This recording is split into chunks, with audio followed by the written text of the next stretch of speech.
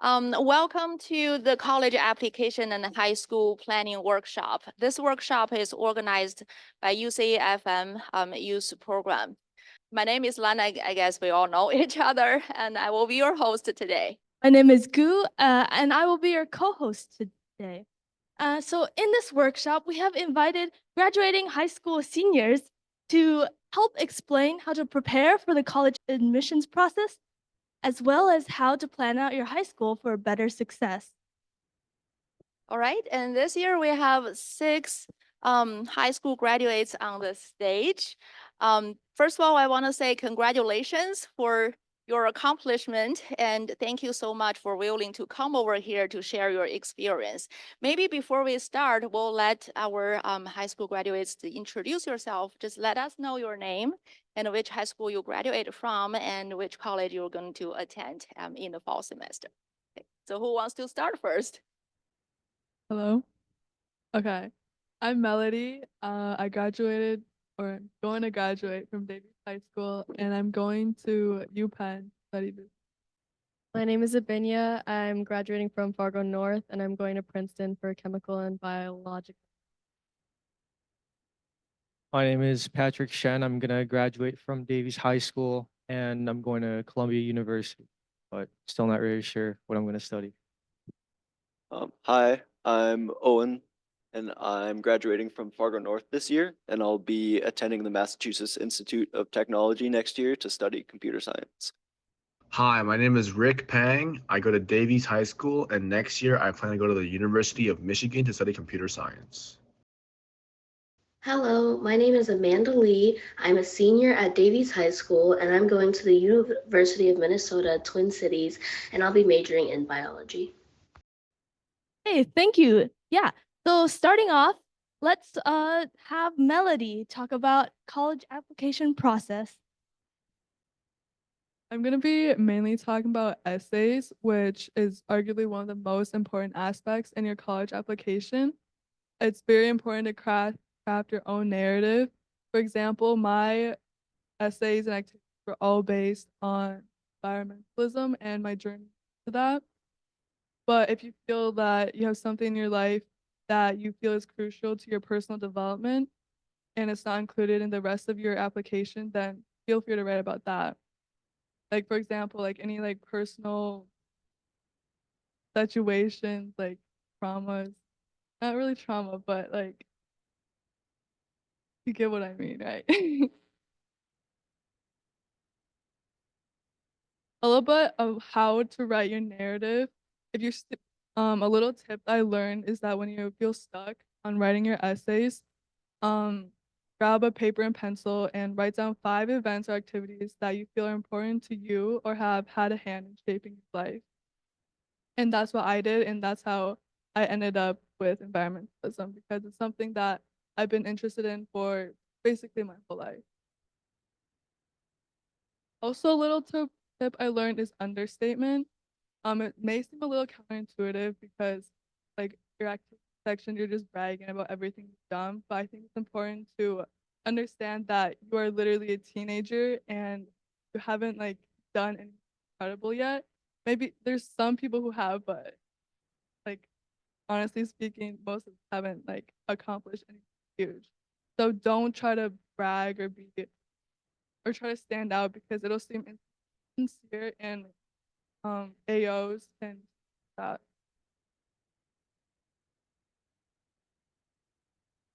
Nailing the essays. um, every topic has basically written about, so don't try to be just write about something that you're genuinely interested and passionate about, and it'll so. I feel bad if I just.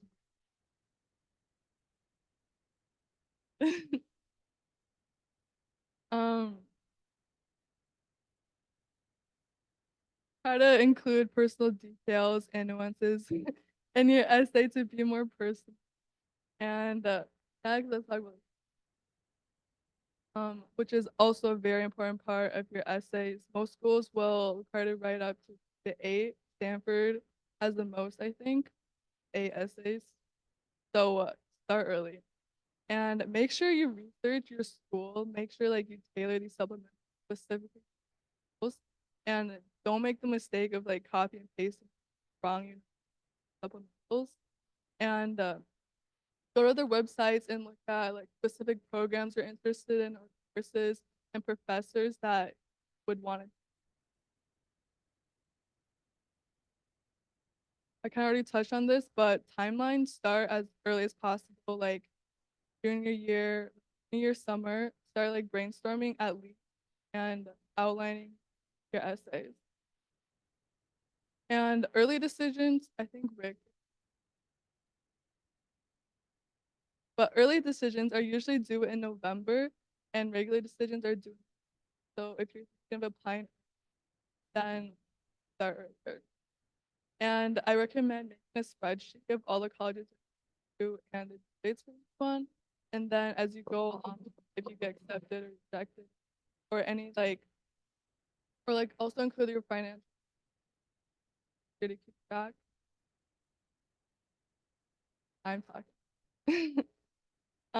I think my biggest mistake was applying REA to restricted early action because when you apply early to like it's your first choice and it's really the most competitive that are applying top school. So if you really want to go to top school, I think you should apply regular just because I might have a better chance. But honestly, I don't. It's not really fair. I feel like the statistics are low because REA is slightly higher, but you is. But it's just my opinion. But also applying early has benefits like US you apply early, it automatically applies you scholarships that really benefit. Next, extracurriculars. I'll go quick on this because I think talking about this, but I think also like tailor your extracurriculars whatever you're interested in. Don't wait on just other activities. And yeah, paint a cookie story and have fun. High school is don't like overthink. Stress yourself out. Just everything will work out.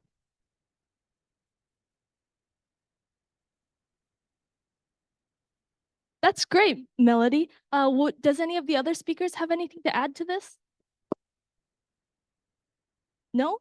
All right, moving on. We have Rick talking about how to select colleges to apply for.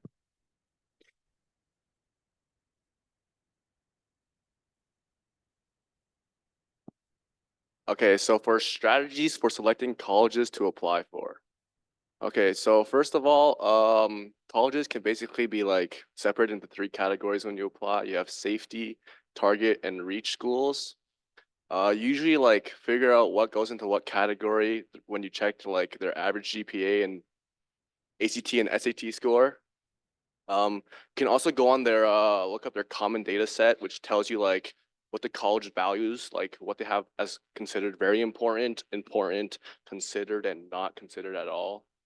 So for most of us, NDSU would be considered a safety. The University of Minnesota would be either a safety or target, and Stanford would be a reach school for everybody. So there's a recommendation that you should apply to 25% of your schools. You should be that they should be safeties. 50% should be target, and 25% should be reach. I didn't follow this at all. I'm pretty sure almost none of us followed this, but it's just a recommendation people say, but you don't have to follow it. I think everyone needs safety schools because like being admitted into school isn't guaranteed, so you should always have backups. And then I think the biggest thing I learned over this college admission process is to not over apply to schools, because I applied at 19 and the decision came down to 2. So okay, next is about majors versus overalls. So when you're looking at a school to apply for, like their overall, they have an overall ranking, but like depending on your major, their ranking can be a little different. So the example I chose was the University of Illinois Urbana-Champaign, which is a target school for most majors. It has an acceptance rate of around 40 to 50%. But for like computer science, they're a top 5 school in the nation, and they have a 7.5 acceptance rate this year. But you also have to know that rankings aren't everything. Okay, and then in-state versus out-of-state. So public schools usually want to admit kids that are in their state. Private schools don't really differentiate. And so like one thing to know is like if you do your research correctly, I learned that UT Austin requires 90% of their students to be in-state. So like that means for out-of-state students to be 10%, which means it's really hard to get into that school. And other factors to consider. I think these factors don't only go into like picking the school you apply for, but also picking which school you're going to go to after you get your acceptance letters. So I think the most important one is definitely cost, because college is really expensive and you don't want to have a lot of debt when you leave. Individual majors versus overall rankings. Just gotta figure out what you want to go into and then see how good that school is. Location, I mean, if you don't like the cold, probably don't apply to places in the Midwest or up north. Probably go to like California, Texas, or Florida. Campus life, wasn't a really big deal for me, but some people, it might influence them on picking that school. Housing and food, I mean, probably doesn't make that much of a difference as well, but it could affect you. Scholarship and aid, Owen will go over this, but you should definitely check out the scholarships a school offers, because it can definitely reduce the cost of that school. And recruitment, well, for me, recruitment was very important because I wanted to see like after my 4 years of college where I could work and like what potential opportunities that college would allow me to explore. So yeah. You, Rick. Does any other speaker have anything to add on that topic? No? All right, moving on. Owen, why don't you talk about scholarships? So I'll be talking about scholarships and just kind of managing the finances of how you're gonna attend college after you're accepted. So I'll be going over the planning and organization for like my process of applying to scholarships and how I just manage the whole thing. And then the different types of scholarships, such as like outside scholarships, which you would typically get from like independent organizations and stuff outside of the community. And then local and university scholarships, where you can get scholarships from like businesses and organizations in the Fargo area, and even ones that are specifically established for your school. And then university scholarships, which are very dependent on which university you end up going to. And then the other types of financial aid that you can use to help pay for college. So this is just kind of a rough timeline of my process for applying to scholarships. So I started in August and September by reaching out to my counselor at school, which I think is something that everyone should do, since there are a lot of scholarships that are established specifically for your school. And the process for applying to scholarships might look different depending on where you go as a result of that. And then there are also some like early scholarships for kind of outside of the Fargo area, especially. Like some national scholarships will have due dates in December or like January 1st of the year when you're planning on going into your first year in college. And those are typically going to be earlier than a lot of the local scholarship deadlines. And then January is when a lot of applications will open for the year when you're planning on going into college in the fall. And that's when you can really start looking at which scholarships you plan to apply to. And I would recommend making a spreadsheet of everything that you plan to apply to, so that you can track like how much money you've gotten after you start getting decisions back. And then also just to know like all of your deadlines and have all of your essays too in one place, so that you can potentially like reuse essays if you need to, or reuse letters of recommendation, and just keep everything organized so that you're staying on track with your schedule. And then late March to early June is when most scholarships are going to like have their deadlines and then announce the decisions. So once you start getting decisions back and know which scholarships you get, this is also a good time to look for scholarships with later deadlines so that you can kind of supplement things if you didn't get quite as much aid as you were planning to from the ones that reported their earlier deadlines. So outside scholarships are going to be more like national scholarships, scholarships outside of the community, and these would be ones that you would go to places other than your like school counselor, or I guess I'll talk about more local scholarship sources later. So some of the best places to find regional and national scholarships are like studentaid.gov, and that's the official like federal site for student aid. That one provides a lot of really good information on how to like find other sources of scholarships. It doesn't have quite as much on like actual scholarships themselves, but it's a good guide for how to find other scholarships. Then scholarships.com is kind of the big one that I think a lot of people use, since it is probably the biggest database for finding scholarships that are like national or regional. And then College Board also has their own scholarship tools, which you can use to find scholarships similar to how scholarships.com would. All right, then local and university scholarships are probably going to be the biggest component of your scholarship applications, or at least they were for me. Local scholarships especially, these are ones that you would find through your school counselor.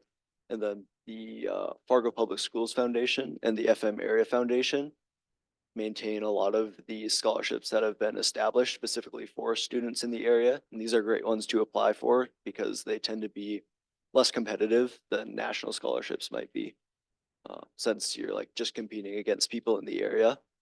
And then they also track a lot of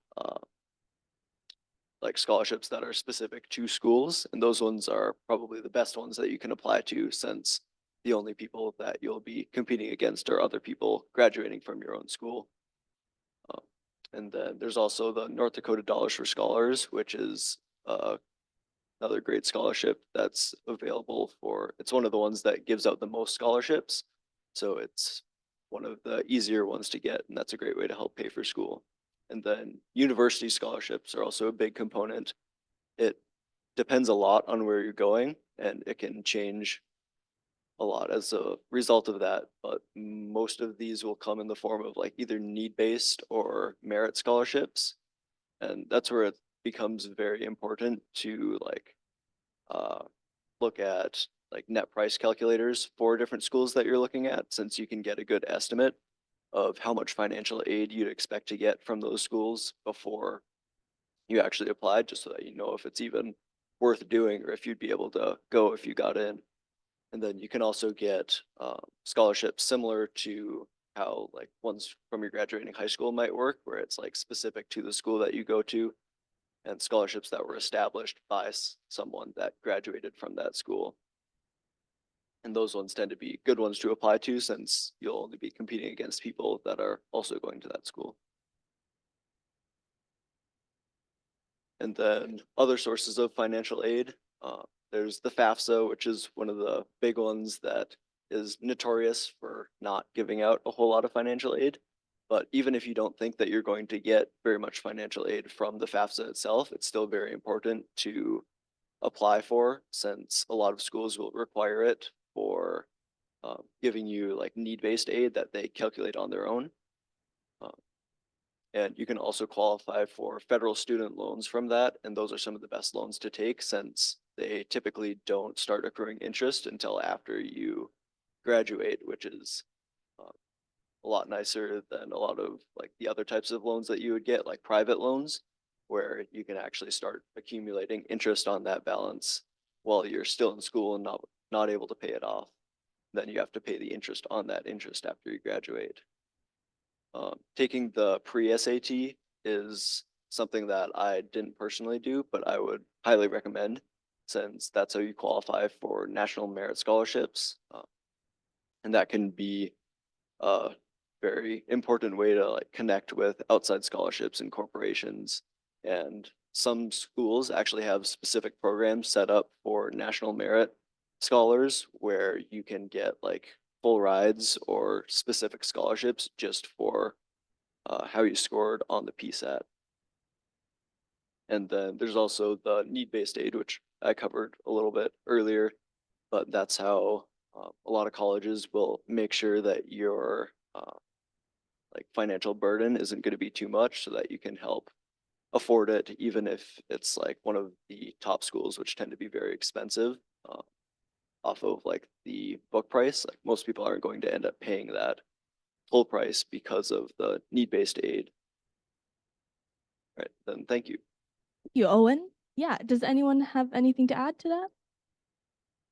All right, so that was all about colleges directly. Now we'll be talking about high school, what you can do in high school to prepare for college. So moving on to Patrick with high school class planning.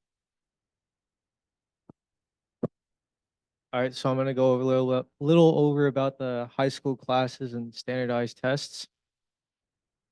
Okay, so you can find the high school course list in the program of studies. This is like all the Fargo public schools, they have all the classes you can take in this one big PDF file.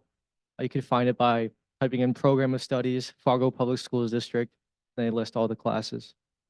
All right, so what kind of classes are there? So the yellow highlighters on the screen right there, those are like the topics that you can take. So there's science, social studies, language arts. And then the ones highlighted in blue, those are the AP classes, which stand for advanced placement classes.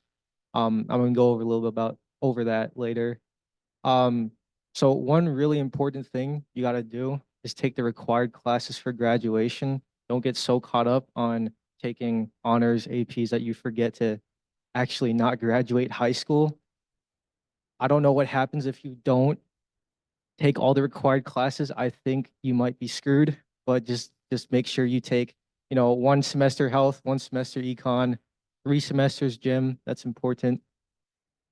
All right, so going over a little about AP classes.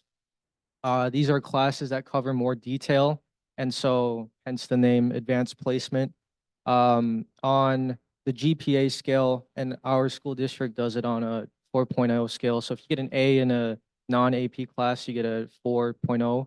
But if you get an A in an AP class, you get a 5.0. So it's possible to end up when you graduate to have a GPA of like 4.2, above a 4.0 scale. Okay, so the first bullet point, it's possible to end up with a GPA higher, and then class rank is directly and only related to GPA. So valedictorian is a student who has the highest GPA. Okay, what classes should you take? Between the normal and AP classes, for the required classes, I do recommend taking the AP version, mainly because it covers the subjects a lot more in detail, which I find interesting, but also the more experienced teachers teach the AP classes. And in my own experience, I think that any AP class is easy as long as you have a good teacher. Okay, now this is a pretty important question. Should I take an AP class to increase my GPA? Which is no, probably not. Mainly for the reason that I don't think academic standing is as important as you think it is.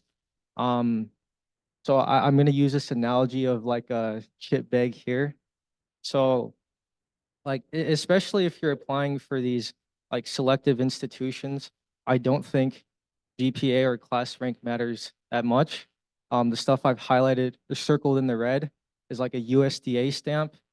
Being a good student academically is like the equivalent to having a USDA organic stamp. And the people who are like really strict eaters, picky eaters, they look for these labels. I don't think there's any difference between like, I don't know. Yeah, it's a stamp that you have is what I'm trying to say.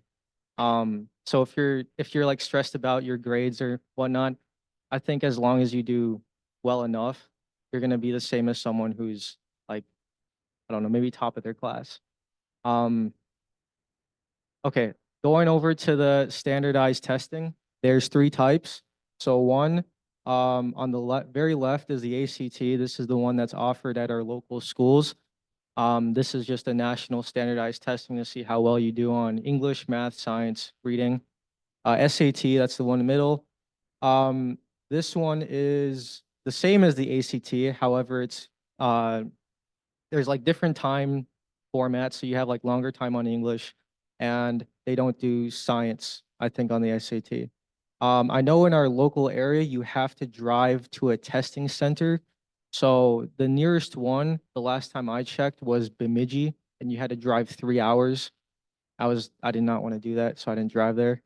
And on the right, you have the AP exams. So these are standardized tests for your AP courses that you take in school at the end of the year in May, like right about now.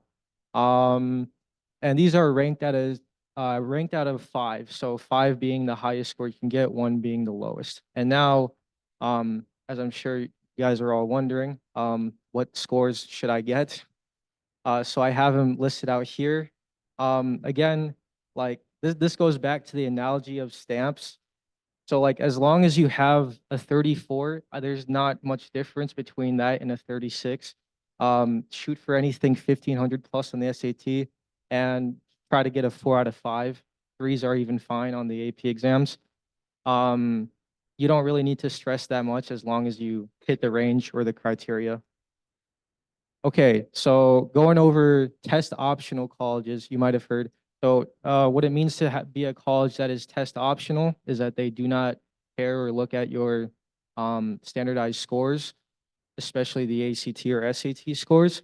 So this year, I think all colleges that at least I've applied to are test optional, meaning that they didn't look at it. And this does sound kind of skeptical. Do they like are test optional colleges actually test optional? Do they favor applicants who do submit a score and don't submit a score? My own personal opinion is that they don't care. So for the next year, you guys have, I mean, depending on who you are, if you're a better test taker, this is probably good news. But there are some colleges like Harvard is returning to required testing this next year. This year it wasn't. You have Yale, who is doing the same, but other schools like Princeton and Stanford aren't. So depending on who you are, this might be good news. Okay. Thank you, Patrick. That chip example was very eye-opening. But now we'll move on to Amanda with extracurriculars. Hello, guys. I'm going to be talking about extracurriculars within high school. All right, let's first go over the benefits of extracurriculars. First of all, there's so many things you can learn from being in extra clubs. You expand your skill range, such as critical thinking, communication, teamwork. Also, you gain a lot of real world knowledge. You get to be out in the world and you learn things that are actually happening in the world rather than just being sheltered in the curriculum of the school. I think the most important benefit is that you can apply the lessons that you learn in your extracurriculars into the schoolwork that you have at school. So I found that being in student congress, debate, speech, it helped in so many of my classes in the way that I was able to communicate better. I was able to write argumentative essays better, and I was able to do public speaking in a more confident way. Another benefit is you're surrounded by uplifting people. It is so important. You guys over there, come on. It is so important to surround yourself with uplifting people. You want to find the right people. And being in the clubs that you're interested in will get you to be around the people that you want to be around. You get to be around role models, which set the bar high, which makes you want to exceed, and you also get to connect with upperclassmen that give you advice. You get to just be around people that are like-minded to you and share your interests. So yeah, the most important thing from that is that you will build encouragement in yourself by being surrounded by people that uplift you. Third, you build connections, whether it's with mentors or advisors. These people who run clubs are typically teachers, not always, but building a strong connection with your teachers is very important because showing your teachers that you can commit, that you show up, that you have passions is a way to build your reputation and therefore get recommendation letters. Like a huge part of, not a huge part, but a part of college applications is recommendation letters, especially if you're going for the reach schools like Rick said. Having a connection with a teacher is honestly, it just sets you another step ahead. Yeah. Another thing, you explore your career paths. I'm talking specifically about the academic clubs. So like there's so many clubs that fit into what you want to do maybe with your future. Like if you're interested in science, you can do Science Olympiad, business, DECA, and FBLA. Like maybe if you want to be a lawyer or you're just interested in politics, Congress, debate, speech. Yeah, so extracurriculars and freshman year specifically and is the time where you have to explore what you're interested in and hopefully find an interest that suits you. Okay, I'm gonna go into more depth of the academic like clubs. I loved student congress and debate. I highly recommend doing it because I had such a fun time. I love speaking, I love arguing, I love debating. If you're interested in that, I highly recommend doing that. On top of that, I just gained so much knowledge. I was so much better at writing and speaking and communicating. I became a good public speaker from this. And another perk is in student congress, you get to compete in the Capitol building. So I got to meet some cool people there. Yeah, I just think student congress and debate are such well-rounded clubs. I would highly recommend doing them. Business, you have FBLA and DECA. Do you guys want to talk about that? Because I was in FBLA for 1 year. I think it's very cool. There was like there was like different events, right? I counted 77 competitive events. So many different subjects in business you can learn about. I think it is great if you love business. You do have to take a business class to be in DECA or FBLA. So yeah. Science Olympiad.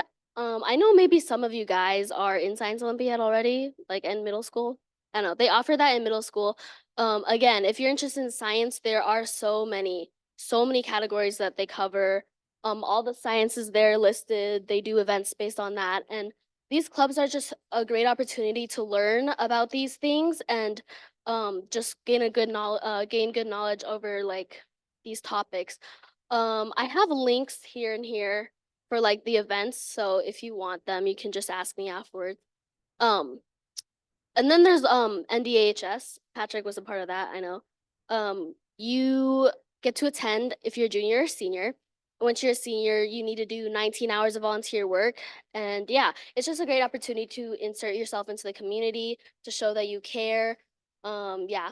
And another perk is you get an honor cord at graduation. Okay, here are just the music paths that you can choose from in Davies High School specifically, because yeah, these are actual classes you'll take. So there's some clubs, but these are actual classes. I did orchestra. I know Rick and Melody did orchestra. Abhijna did choir. Patrick did band for a little bit. Yeah. But you okay, but I thought music was so much fun. If you're interested in music, definitely do a music class. Just broaden your horizons. All right. My biggest regret in high school was not doing a sport. All of these guys did a sport and I did not. So obviously there's all those advantages. One thing about sports is you're gonna miss a lot of school, but I wouldn't take that too seriously because for pretty much every single club, you're gonna miss a little bit of school. But yeah, I would do a sport. That's just me though. So some takeaways I want you to keep in mind is that you want to do an extracurricular. You want to do extracurriculars. They individualize students. They give you a bit of personality. They give you the opportunity to show commitment. Also, again, just expanding your skill range. So many things you can learn from doing extracurriculars. And the connections that you create with not only students that uplift you, but teachers that can help you in the future. and you just apply all the knowledge that you gained, whether it was from interacting with your teammates or like just doing research from student congress or just learning how to communicate. It's all these lessons actually helped me so much in my classes. It set me apart. I think it helped me just like, yeah, explore a variety of subjects. Do not stick with a bunch of clubs. Don't join a bunch of clubs because you think you have to. If you do that, you're gonna kind of overwork yourself and you won't be able to actually commit to anything. I think your freshman year, you need to explore the clubs that you think you're gonna be interested in. Each club will have like an informational meeting that talks about what they do. You can go to those meetings, you can see like, hey, is this something that I'm gonna be interested in? And then truly go into these meetings with the mindset of, I want to find something that I'm interested in, something that I can commit to, and something that I can do for the 4 years of my high school. Actually, so thank you, Amanda. Now we'll have Abhijna talk a little bit more about her experiences with extracurriculars. Okay. I just want to say that I think extracurriculars are probably like the most important part, at least for me, in my college application process, because it like shows like how you're spending basically all your time. And so it kind of like talks about, it'll tell your personality and stuff like that. So I feel like for me, you can show your leadership skills, you can show your service skills, you can show like your intelligence too. But I really want to stress that you should not do like 1,000 activities just because like someone's telling you to do like DECA, just because someone's telling you to do HOSA or something like that. Like, don't do that. Like, just make sure you truly care about what you're doing. Otherwise, like, colleges can see straight through that. And you can see like articles on the internet of people who have been part of like everything. They have a 36 on their ACT and they still got rejected from top schools. And that's because their application doesn't tell a story. So I also want to stress that your activities that you're doing should like kind of go together. So for me, I did a lot of work with the Fargo City.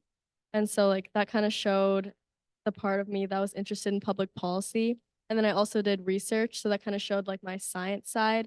And then I had like tennis because I just like playing tennis, I guess, and like music. So it kind of shows like my creative side. So all three of those I really put together in my essays. And so it like correlated all together. So I think just like creating like a cohesive image of who you are in your application so that colleges get to know you and don't just think that you're some like robot who got a 36 on the ACT and did 2,000 activities. I think you should really pay attention to that. And yeah, I don't have much more to say. I feel like everyone covered everything that I had to say. But have fun. Do what makes you happy, do what makes you interested, and everything will work out. Thank you so much. Thank you so much, Abhijna. And I think this is a great topic that all the seniors here can talk about because they all have been in different extracurriculars. Some may be more sports heavy and some may not be. And so would anybody else like to talk about their experiences with extracurriculars, what they did and what they took away from that? So yeah, I guess one thing with extracurriculars that I think Abhijna and Amanda both mentioned it a little bit already, but I think that um, like depth in extracurriculars is a lot more important than just being involved in a ton of things. So for me, I only ended up putting like 3 extracurriculars on my applications, but all of those things were things that I had cared about a lot and put a lot of time into. 2 of them were sports related, and then one of them was academic. Um, and I think that like all those things I had stuck with for quite a few years and had some like successes in too.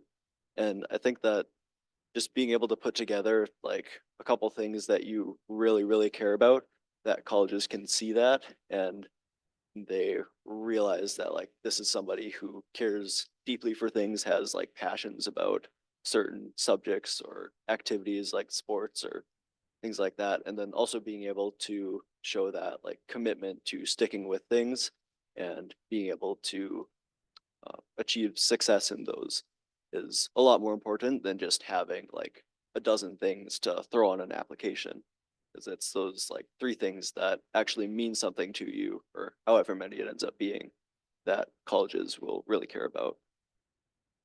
Thank you, Owen. Anybody else? All right, so now we have gone to the section where we'll open the floor to questions. If anyone in the audience has any questions, please raise your hand and they'll be happy to answer them. How much does it cost to take the SAT? I didn't take the SAT. I only took the ACT. So I think for the ACT, the retake fee was like $70, and I can't imagine the SAT being any more expensive than that. One note on that is that my advice is not to take the SAT because you already have the ACT here, and you have to drive 3 hours. And to be honest, I don't think there's any more benefit putting on an SAT score when you already have a CT score on it. All right, any other questions? My question was, how important is GPA when it comes to college applications?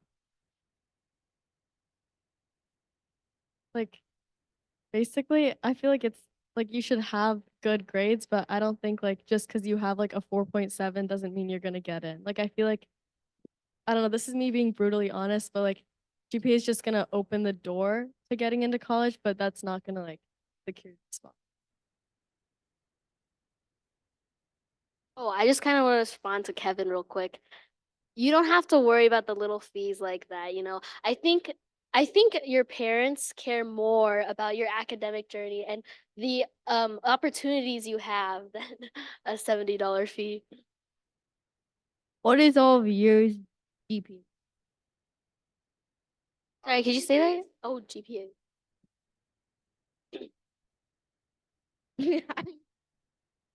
Owen, you- He was asking what all of your GPAs was. Yeah. All right. Yeah. My unweighted GPA is 4.0, and then I think my weighted is like a 4.4 or so. I think my unweighted is a 3.99 and my weight is like a 4.3. I think my unweighted is 3.9 like Rick, but my weighted is like 4.2. My unweighted was 4.0 and my weighted was 4.4. Unweighted 4.0, weighted 4.3-ish. Unweighted 4.0, weighted 4.4. Can you explain a little bit more about a weighted and an unweighted? So unweighted is imagining if all the AP classes were normal classes, and if you get an A in them, it's just a 4.0. Weighted is if you account for AP classes being a 5.0 percentage. So, you know, if you add that, you're gonna get a higher number than a 4.0. For weighted, it's like if you have a B in an AP class, weighted it's gonna count as an A. Let's strive for an A. Okay, any other questions?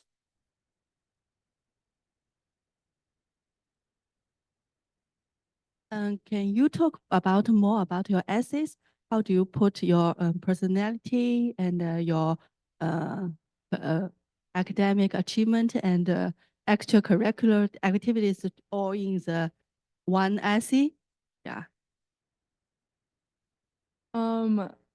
I'll just go over what I did. I think it's really important to show there's this that a lot of people like advisors use on TikTok. It was intellectual vitality, which basically a lot of top colleges for that. And one way you can do that, well, one way I did it was I talked about my research which was vegan leather. Like I did research with making vegan leather from soybean oil, and I talked about how I wanted to do this because I liked fashion, but I also like environmentalism, wanted a way to make fashion sustainable. So I talked about that, and then I talked about the process of kind of in that and the overall impact of it. And I think when you write these essays, you should try to show like your personality as well as your students. And I think the best way to do that is talk about activity, why you wanted it. Thank you. Other questions? Oh, I just no, you're good. I just wanted to talk about like some of the essays are like dumb almost. Like I just remember, I guess they're not dumb, but like they'll ask like a random question. Like for USC, they asked a bunch of questions like what's my favorite TV show, like favorite song, and then like for Harvard, there was one of just like tell us like a travel experience or something. And so it's not directly related to like your test scores or anything at all. Like it doesn't touch like anything you would think, but just telling like a story about your personality within those and showing that like you're like a fun person and like you care about people. I think just putting that humanity into your essays matters. Yeah. So for essays, I think it shouldn't be you have to make sure it's not a brag sheet. So like you just don't list every extracurricular you have or every award you got. It should be more about like yourself and your personality. Because on the Common App when you're applying for colleges, you already list all your awards, all your honors, all your extracurriculars. So probably don't mention that again. Maybe like mention something that's special to you or like that's unique to you, which will make you stand out. Oh, one last thing I want to say is that colleges care about like you could say I've done this, I've done that, whatever, but they want to know that like you're going to the school to learn. So like you need to really show that like you want to learn because I feel like a lot of people miss that mark. They just talk about everything they've done, but they don't talk about what they want to. Okay. Any other questions? All right. I actually How do you deal with the conflict from your extracurriculars, like schedule conflict? Um, I think prioritize, it's all up to you. You decide what you want to prioritize. I mean, if you're doing all these clubs, which I don't advise you to do, you're gonna have conflicts. Even if you do like, I don't know, a good number of clubs, you're still gonna have conflicts. But yeah, prioritize what you have committed to, what you've shown, what you've put the most effort into. Prioritize that. Make good of what you've already done. okay. Yeah. So any other questions? I have two questions. So just curious, any of you actually got an interview when you apply for school besides through like the written application? And if yes, can you talk about that experience and how do you prepare for that interview? Also with the SE, I'm just curious, how many times do you revise them and like how do you improve like when you get stuck? I know Melody touched base on listing events and stuff, like you get extra help from other sources. Thank you.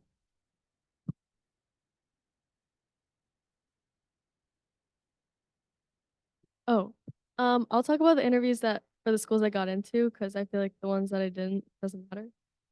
But my first interview was for Harvard, and it was just this like lawyer guy who went to Harvard in like 1970.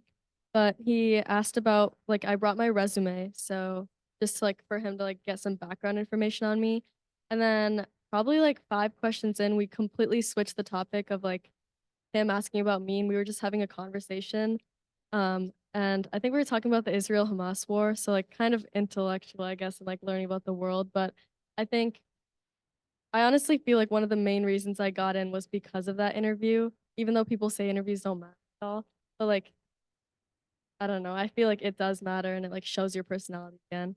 And then my Princeton interview was with an NDSU professor who went to Princeton, and that one was like completely different. So yeah, it just depends on like the personality of the person that you get too. And like if they want to talk about something else or if they just want to talk about the school.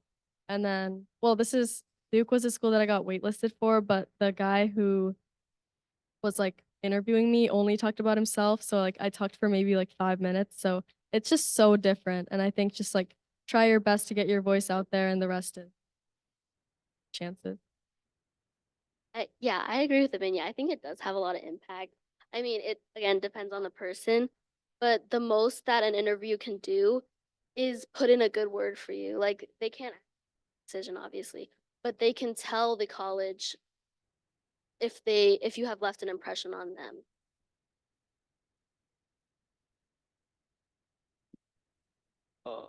So I did one interview for MIT, and the guy that I ended up interviewing with was a very funny older gentleman. He made the interview very kind of relaxed, which is, I think, something that a lot of people don't expect as much going into it. But a lot of times it seems like it does end up being a lot less formal and more of a conversation than an interview. So in my experience, he had some like questions that had been pre-prepared as like prompts, but most of it ended up just being like a brief discussion about the actual prompt and then just asking follow-up questions, and it kind of turned into more of a conversation than just a straight interview. And I agree a lot with what Abhijna said about like it showing your personality. And I also don't think that I don't know that a great interview is going to automatically get you in, but it does really help to support your application as like showing that you're a person too. Like if you have all these great like extracurriculars and test scores and stuff, it's easy for a college to see that on paper, but then actually having the chance to connect with you as a person too and have a conversation and see like that you're more than just the numbers on the application sheet is important. Oh, for your second question, I'll just say personally, I think I had like a Google Doc of my Common App essay, which is like your main essay that they read. I think I went through like 3 revisions of that from like just like straight up writing my thoughts and then all that. And then for supplementals, I probably had to do like 4 revisions, and it was just like all of my schools. I think like another part that you asked was like help for essays. I think like paying someone to write your essays or like paying someone to help with essays is like stupid, because the whole point is to show who you are. So why would you have someone else writing your essays? And I feel like it's a little more, why are you paying someone to do that for you? So I think just like you don't need to use like huge words either. Like you can just write your own essays in your own. Yeah, for essays, so I'm actually really bad at writing, so I got like a lot of people to like read my essays for me. For like my Common App, I think I sent my Common App to around like 20 or 30 people to read it, because like I got like a lot of perspectives on it. So like I think that really helped me. For supplements, I got like 1 or 2 people like close friends, or like that are like those friends like they go to like really good colleges, like that helped me a lot on my supplement essays. So yeah, I think you just need to ask just for people to read over your essays and see what their thoughts on it are. For me, I think the way I wrote mine was a little unconventional. I finished mine 2 days before I had submitted, which is not what you should do. But the reason for this is because I wrote my first one in the summer for Stanford. I got rejected, and then I decided I was gonna rewrite it. But like, no matter what, I just didn't like the way it turned out. So I just kept writing. And finally, when I decided on the topic I wanted to write on, that was when like I think that was my final essay, and I didn't revise it like at all. Like I wrote it 2 days before, and then I think it worked out because I got into like half the schools I applied to. But I feel like don't do that. But and for the revising or like the people you should ask, I think you shouldn't ask too many people. Ask people that obviously you trust and you know have experience. But I feel like asking too many people, there's too many opinions, and everyone will have different opinions. And it's just hard to follow like what you want to say with all these different perspectives on it. Yeah.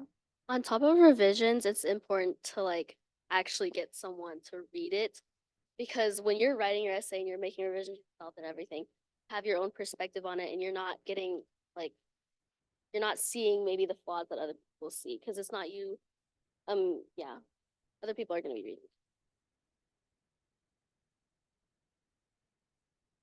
So for me personally, I really wish I had done this, but go speak with your high school English teacher. Um, they're really, really good at identifying tone and all the implicit meaning behind all your sentences. I mean, like, shout out to Miss Yarber for helping me. And, like they've been teaching for like 30 years, so they have a ton of experience. Also, I didn't find out about this until this year, my senior year, but I don't know if it's true at North, but Davies has college counselor, and I had no idea. And they're like entire jobs to help people like submit an application to a college. So you should go and speak with them too about anything you need about help. Okay. The difference, okay, so Melody just asked me, the difference between your normal school counselor and a college counselor is that your school counselor, I think, I'm not even sure what the difference is, but the school counselor helps you like pick out what classes you need to take to graduate. I think stuff that pertains to high school, college counselors help you apply to a college, and they might look at some things in your high school too.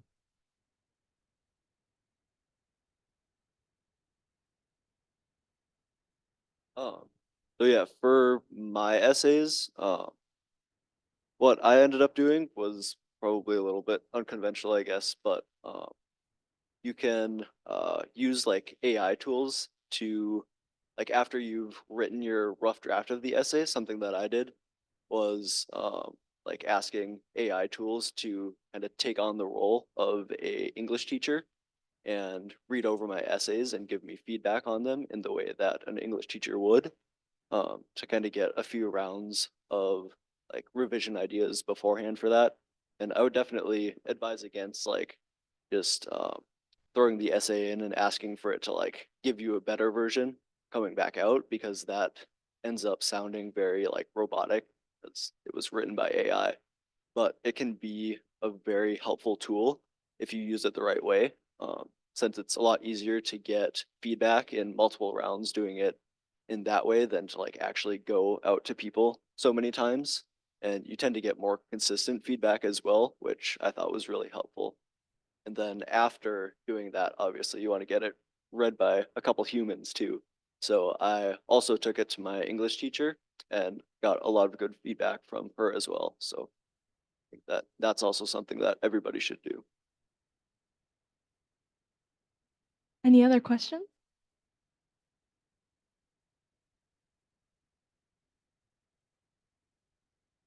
I actually have a question regarding the general application versus majors. I wonder if any of you had this factoring in application. When you target certain school, do you think more about the actual major or the school? And did it ever happen to you that you are thinking about a kind of backup plan, that you're targeting certain school and certain major, but it may become quite difficult? Is it possible to get in school and eventually complete a major transfer?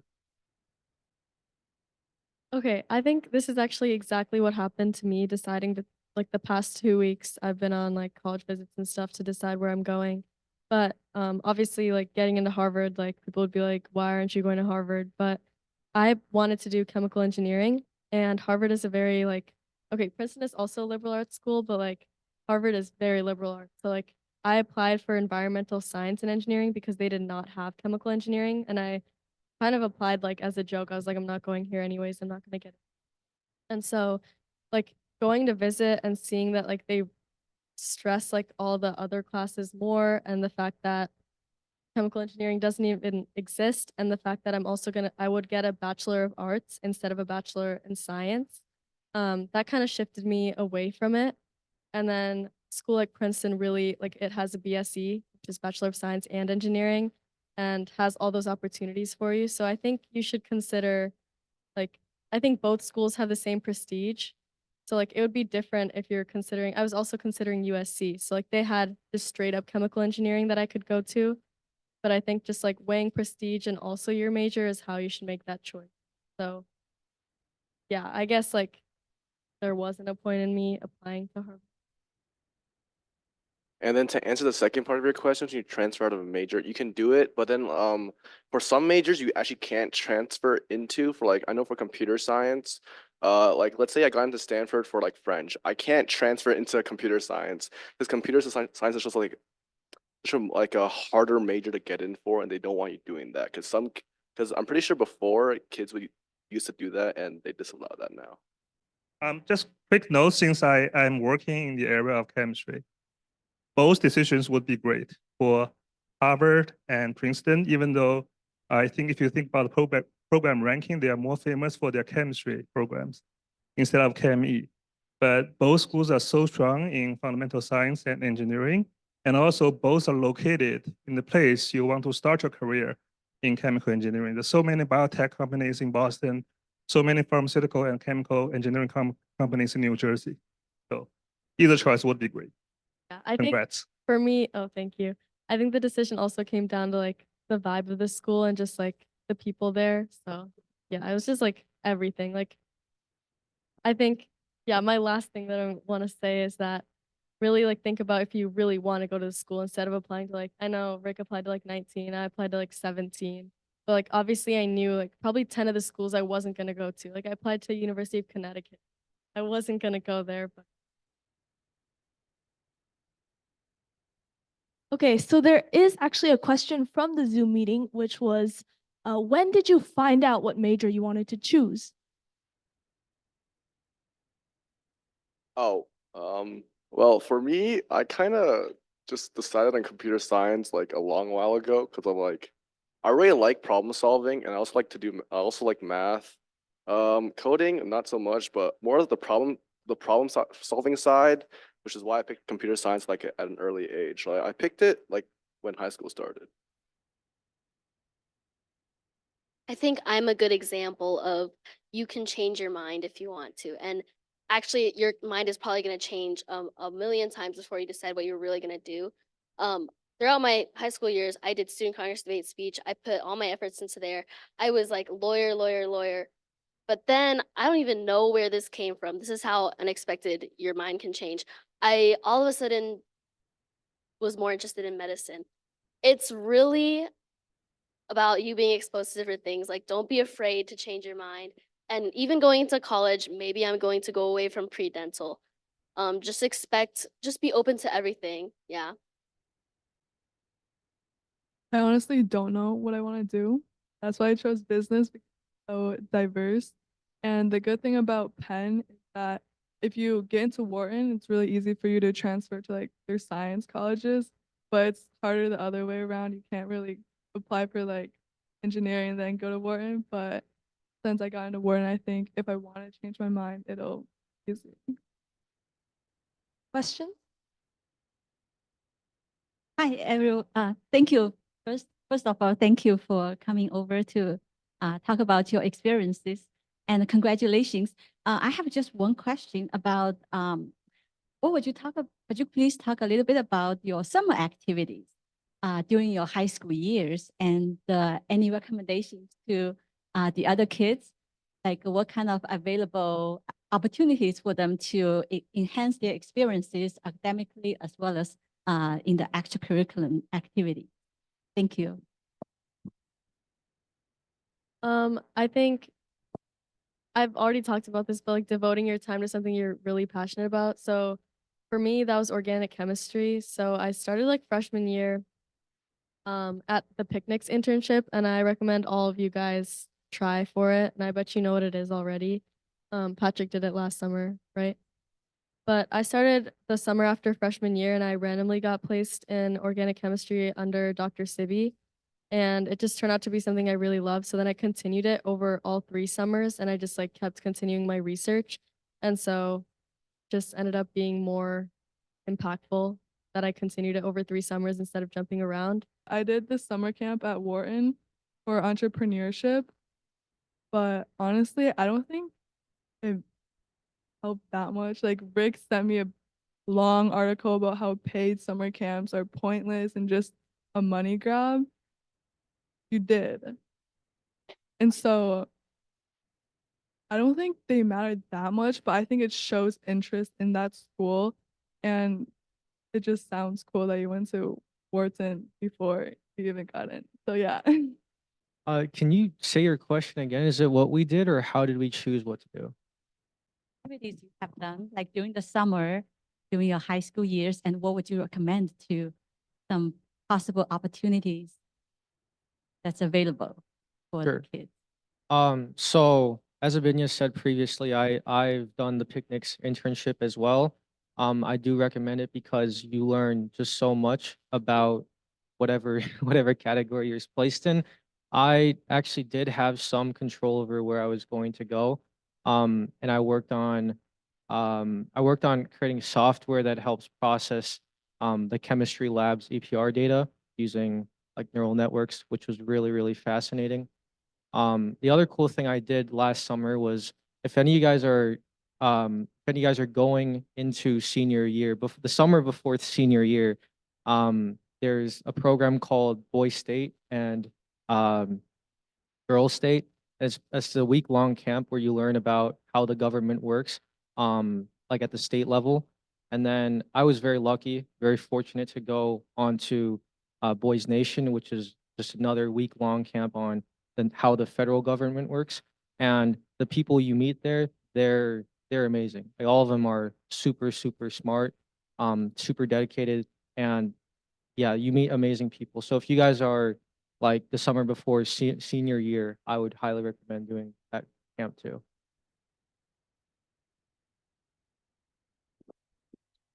Uh, so some of the things that I did during the summer weren't necessarily things that like would have made it onto the applications as like extracurriculars or activities or anything like that. But it was more things that I used to kind of explore my interests and figure out what I wanted to do as far as college. So like, for example, a couple summers ago, I spent a large part of the summer teaching myself how to code because I had developed an interest in that. And that's part of what led me to choosing computer science as a major because I found that I really enjoyed doing that. And then I also do a lot of like running over the summer as training for cross country, which is one of the sports that I do. And I think that that commitment to training in the off season has it definitely helped me in the college application process since that extracurricular was a big part of my application as a whole. And then also doing like leadership stuff with that during the summer. So like organizing summer running and being like a captain on the team was something that I was able to write about in some of my essays. So doing stuff more like pursuing your interests rather than necessarily like having to do specific programs or things, I think is something important as well for college applications. All right, so there's another question from the Zoom, which is, do I have to have my major figured out to apply to colleges like Princeton and NYU? My suggestion is, yeah, pretty much. I think, like at least for me, I applied as a computer science major to pretty much everywhere I went to, and if you're if you're trying to get into like schools like Stanford and NYU, as the question asked, I do think it's important to specify like what you want to do, what you want to study in that college, and whatever extracurricular supports your choice. I think like having a major in mind shows your interest in something. So if you're just like, I don't really know what I want to do, I just want to get into the school, they're probably not you. I think the good thing about the Common App is you can rank your interests and your majors. So like there's also undecided one, which I don't recommend clicking, but there's so many different like majors you can choose from. Just like rank whatever you're interested in, rank it based on what your activities look like. And again, you can always switch out if you don't if you find out you don't like it. But personally for me, my essays talk about business and like so I was able to like for science schools like Princeton, they don't have business school, so I had to choose like engineering options. So that was easier for me to do. Like I could just switch between business or environment depending on the school. But that was just for me.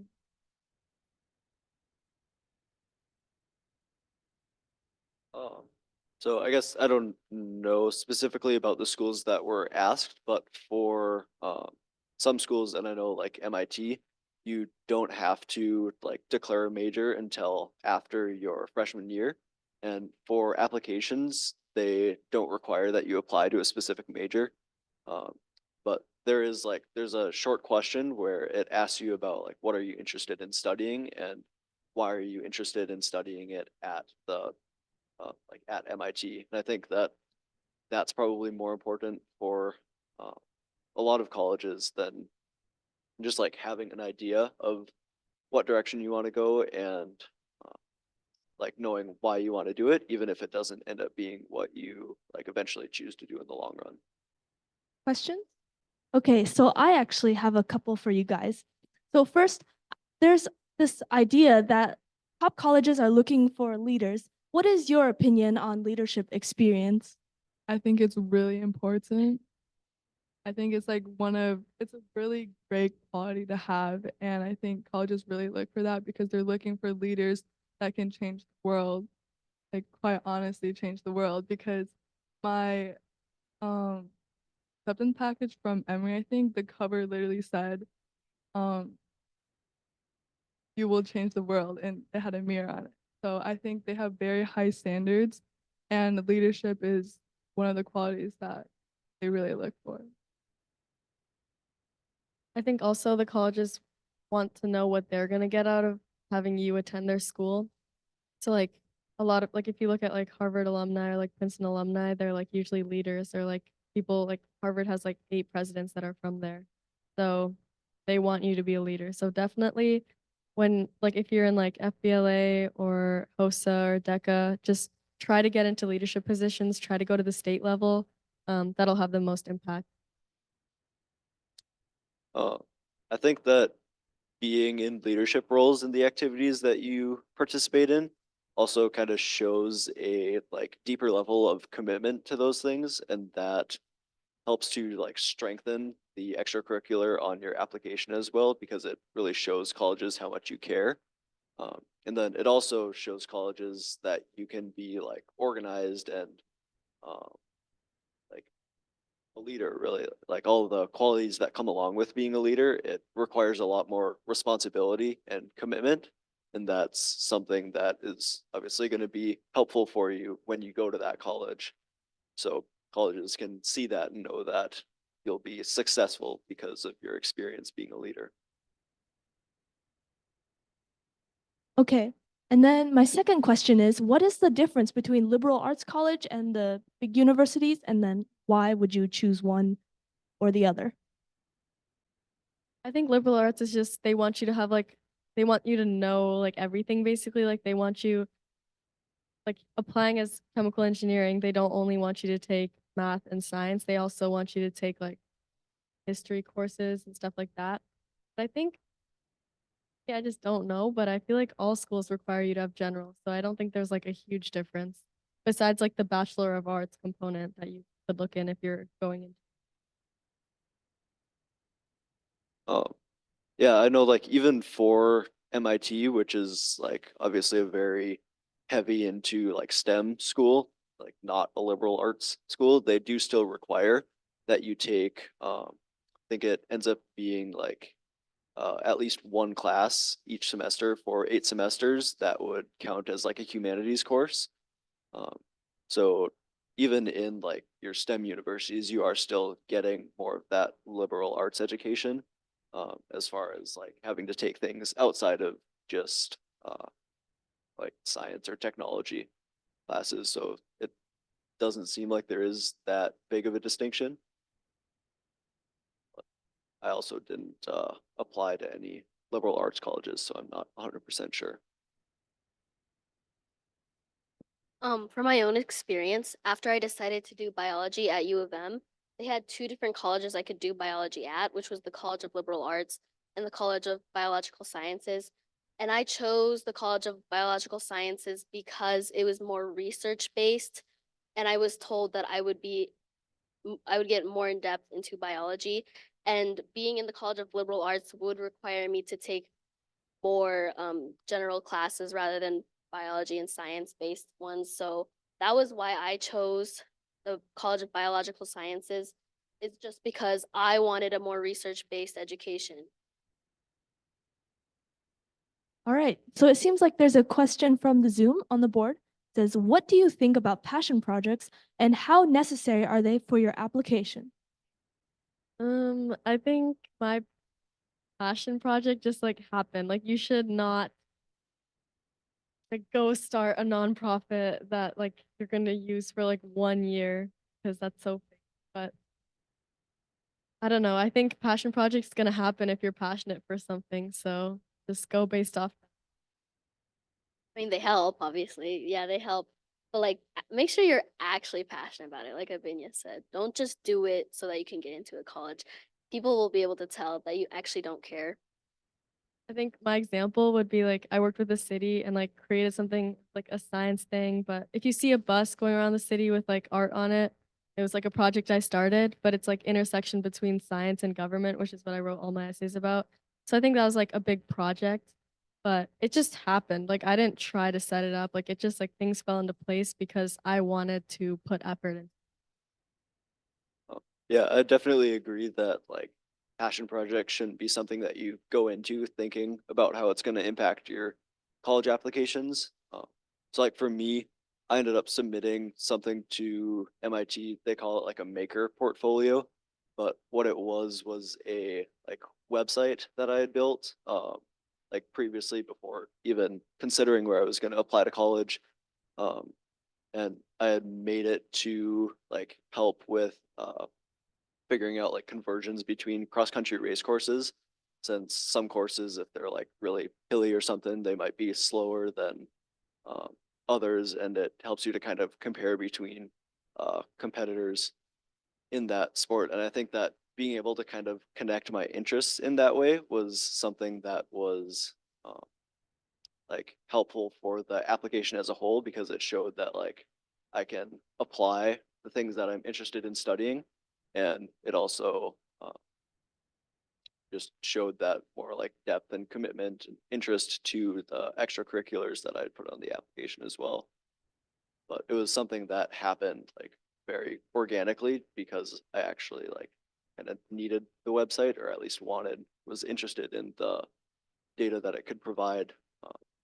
And that was something that happened before I ever knew which college I was going to apply to. Okay, so next question from the Zoom is, for the computer science majors, what language did you choose to learn to code in and why?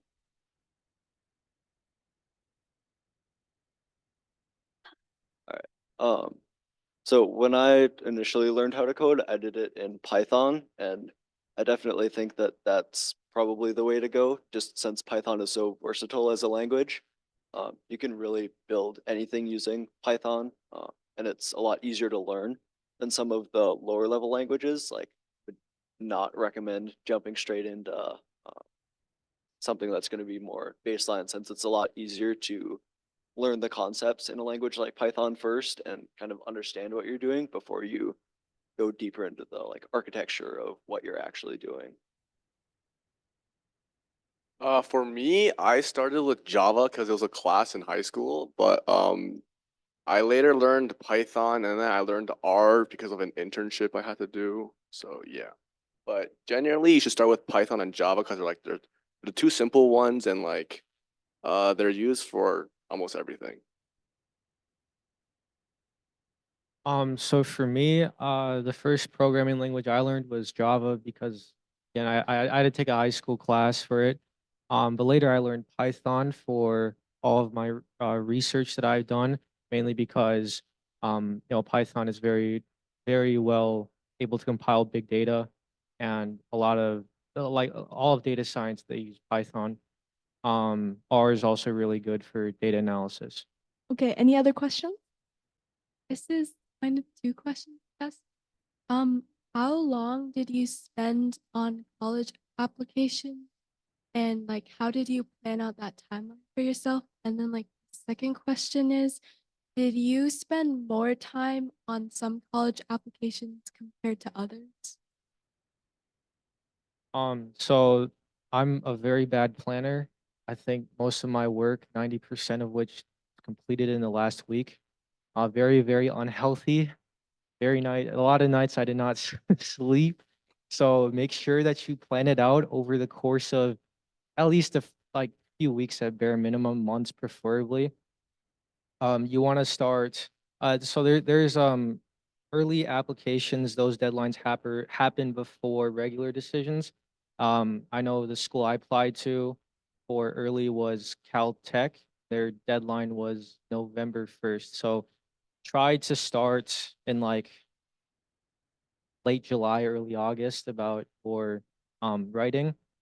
And the school that yeah, there was a school that I wanted to go to. I did spend a lot more time on it. I think all my other applications were modeled after that, like copy and pasted, and I made it to or meet the prompt. Yeah. Yeah, for me, well, I'm actually a semi-okay planner. So like I started it in like June writing my Common App essay. I gave myself like 3 or 4 months to write it. And then my supplements, I basically gave myself like a week to write each supplement, but I kind of didn't do that and just wrote most of them in like a day or two. So yeah. I think I started in like early August and I started my Common App essay. And then I feel like a lot of the prompts are similar to each other. So just like copy and paste, and then you have to fill in the ones that you did like later on. But definitely start in the summer if you want to not be stressed out. But I was still stressed out. Also, for like different schools, for like how much time you put in. I think I put in the most time to Yale because that was my dream school and I got rejected. So it doesn't matter anyways. Another thing is you're gonna write better when you're not stressed. Be nice to yourself. Do what Rick did. He started so early. I mean, I didn't start as early as him, but I wasn't applying to like 17, 19 schools. I applied to 7 or 8. But yeah, just be nice to yourself. The earlier you start, the better. Don't stress yourself out. Then you're gonna perform like not as well as you could have.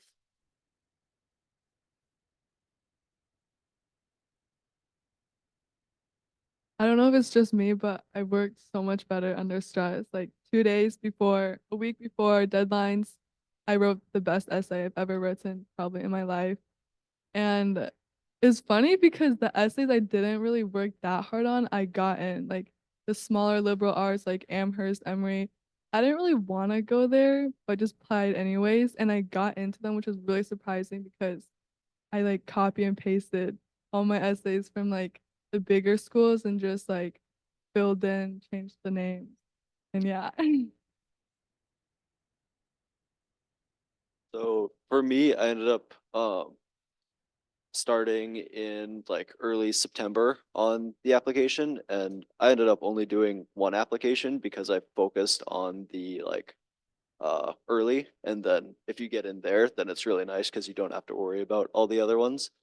Um, so what I did was I just kind of spread out the application over the course of it ended up being about 2 months because the early deadline was November 1st. So that just kind of allowed me to like take things slow and not really have to stress about it. And I think putting more time into a single application like that and doing it over the course of a longer span of time, just being able to like go back and look at essays multiple times, and revise everything and just be able to work without the stress. Like I think I probably do work better without stress. I think that allowed me to just, since I was able to focus on the one, it made it a lot better and improve my chances of getting into where I wanted. Okay, so the next question from the Zoom is, what do college applications ask? You're talking about the Common App, you literally fill in like everything, your race, your age, demographic, location, everything. Yeah, the school your parents went to, really weird. The majors, like all the majors all the degrees they got. They're very detailed. I even had to talk about my little brother, Brayden. Like they even asked, like, who are your siblings? Do they go to middle school, high school, elementary school? Like they ask everything. Okay, so next, if you get rejected in early decision, can you still reapply through regular? No, sadly you can. Well, if you get deferred, it automatically just applies you for the regular decision. If you get rejected, you can't apply again. Okay, that's great. Okay, next, how many schools would you recommend applying for? It really depends on yourself. I applied to 21 and I don't regret applying to that many, but I kind of have the opposite take on what Rick said, like the percentages of like reach or target you should apply to. I think you should only apply to like one or two safeties because you already know you're gonna get into that. So why waste your time applying to other safeties? So I think like maybe a couple reaches, but most of my schools were, I mean, a couple targets, and most of my school were reaches. Like they're all like under 10% acceptance rates. And I think that kind of makes sense because like the more schools you apply to, the higher chance you're gonna get to one of these. And you already have your safety, so you don't really have to worry about that. So yeah. Yeah, I think for me, I applied at 19. It wasn't worth it. Honestly, I probably should have applied to like 10 at most. Because I mean, the essays I wrote, man, for some of them they were really bad. Because I just didn't want to go to that school anyways. I don't know why I applied to that school. But I think you can have like, yeah, like what Melody said, probably one or two safeties, probably one or two. I mean, depends how many targets you want. I had like 4 targets, and then the rest were all reach schools, which some of them just didn't need to apply to.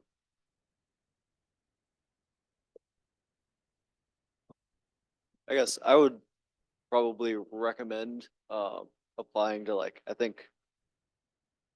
don't know. I think the way that I ended up doing it, where like you really focus on one, or even if it ends up being a couple applications in early action, is a nice way to do it because then you can put a lot more energy into those applications and really make sure that they're like polished and your best effort. And then that way you're also like putting in the most effort into the colleges where you're like really wanting to go. And then if it doesn't work out there, then kind of broadening the scope and applying to a lot more colleges. But like if you kind of know where you'd really like to go, you can put a lot more energy into making those ones perfect if you cut down on the total number that you apply to. I don't think it's, I don't know. I applied, in my own personal experience, I applied to 15, but I think what's more important is to focus on the schools that you really, really want to get into, and then just like copying, pasting the what you wrote onto the other schools that you might, you know, you don't really care so much about, and just formatting it to their prompts. I think a reason why people apply, like for some cases, why people apply to so many schools is because they're worried, oh, what if I get rejected here, here, here, and then like I didn't apply to somewhere else. I just want to alleviate that stress. Like as long as you're applying to, again, you have a safety, a target, and some reaches, as long as you apply to schools that you genuinely think you're going to go to, if you get in, then you're going to be fine. What did Patrick say? Oh, I just said that you should focus on like a small group of schools you really want to get into, like for those, like the essays for those. Oh yeah, and if you have time, of course, why not apply to more schools? Like, but again, put more focus on the schools you care about. Okay, related to that is next question. What if you get rejected from all of your schools that you've applied to? So that's not gonna happen unless you're a criminal. Okay, NDSU will accept you no matter what, unless you have committed a bunch of crimes. So it's not gonna happen. If you do get rejected from all your schools, even from your safeties, you're done. Your life is over. You're never gonna get into college. You're never going to university. Never finding a job ever again. But for real, you can always apply the next application cycle. I'm not too well informed on this, but I think you can speak with your like high school counselor, have them submit all your like transcripts, ask your teachers again, have them submit it to the Common App. You can always apply the next cycle.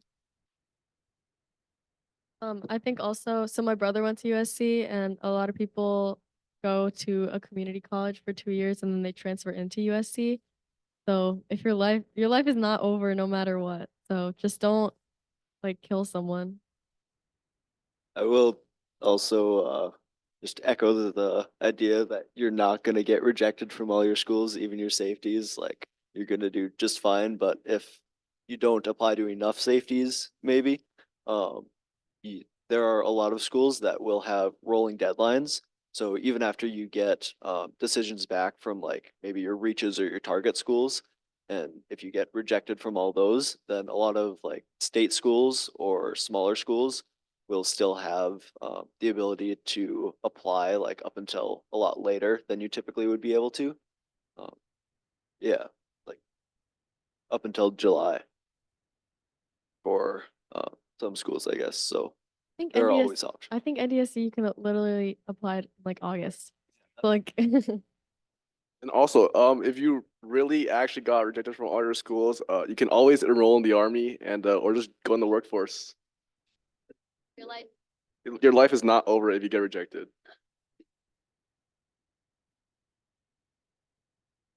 Any questions from the audience? How many safeties would you recommend to apply? Like 0 or 1 if you're that if you don't think you're getting in, probably like 1 or 2. Probably 1 actually. Okay, I actually applied to. Okay, U of M is like a safety or target, but I was so sure I was going to U of M. Like that was where I was going. So I didn't even apply to NDSU, which maybe I should have because there's like always a chance I'm not gonna make into U of M for some reason. But yeah, U of M was like I think they accept. I don't know. They accept a lot of people, so I was okay. You know, I didn't apply to a safety. Yeah, I think U of M should be your safety. I didn't apply to NDSU just because I didn't stay here. But yeah, I think 1 is enough because U of M has a 80% acceptance rate. And I know this girl who got an F. So, so I think you're fine. Also, like if you technically you don't have to apply to any safeties at all because NDSU is like their deadline for applications is like July, so you get all your decisions already, and then say you get rejected from all of them, just apply to NDSU afterwards. I think also maybe I'm like crazy for doing this, but just like I applied to UC Santa Barbara, which is like my mom did not want me to go there, but like it was like a safety school in my mind because it's just like a fun school. It's on the beach. So like I was like, even if I get rejected everywhere, maybe I'll just have a fun time on the beach. Okay, any other questions? Okay, so I actually have one. What is a gap year and why would some people do that? I think a gap year is when you get to a college, but then you defer your enrollment next year, and then you can just take this year. Like there's so many different reasons why people take gap years, but I think some people that I've seen they do it just because they have like a business or something they want to run, like some interest, or just to travel the world. They just want to pursue life, I guess. But then they're gonna go the next. I know a lot of people work so that they can actually afford their college. Like they spend a year working just to have more time to get money. Questions? Okay, thank you, speakers, for coming today to share your experiences. I believe these will be very helpful to younger students who are preparing for college applications. Yeah, thank you so much. I want to say again, congratulations for your achievement and best wishes for your new adventure in fall. And I also want to say thank you for the Red River Valley Chinese Christian Church to providing this good facility for us. And we have the whole meeting recorded. We'll make the recording available for you shortly. And thank you for coming and all the volunteers. Great questions. And we'll make the slideshow available for you later as well. Okay. Thank you, guys. Oh, last one is we prepared a little gift for all the speakers on the stage. And just thank you for your work. Those are great advices and experiences.